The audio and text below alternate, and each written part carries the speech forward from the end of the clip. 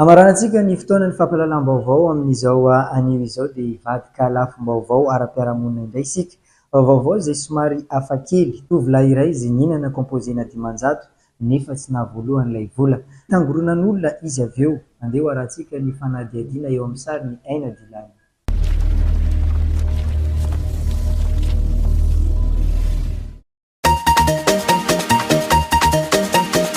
Composé na dimanjato.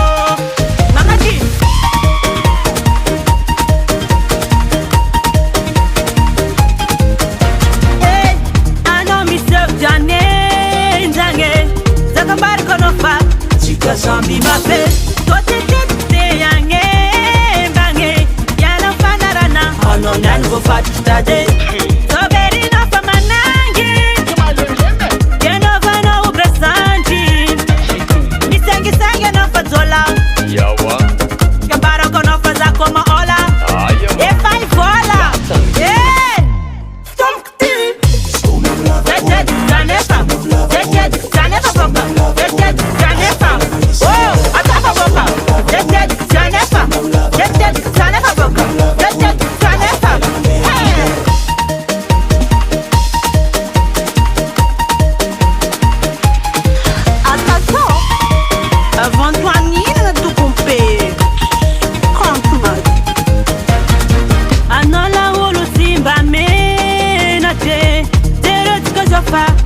Sambe nudo manateri mudile fake te ala bala sandwana rari fulo soberi na famanangi keno vana ubrasanji misengi sengi na fazola iwawa kambara kono faza koma ola e fai vola tomkti tete zanefa boka tete zanefa.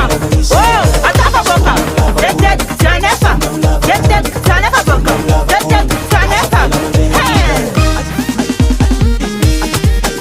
Jere. Karafai. Ana nani? Tu passa sakai. Baita kono kunduo. Baita kono erduo. Baita kono fulduo. Quando burgo kai na ludi. Anadam sar gegi. Anadam sar mula. I am another man mula. Manambula na alisema misukula alise mero datma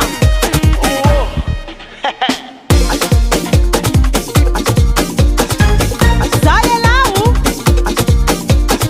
mela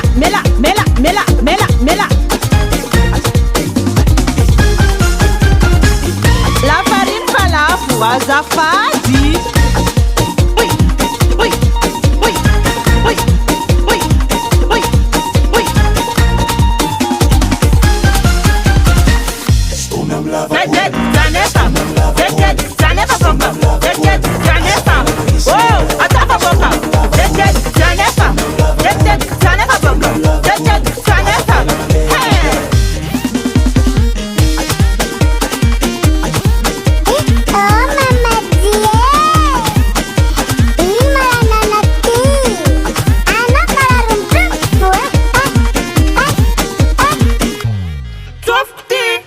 Tibas vulana way.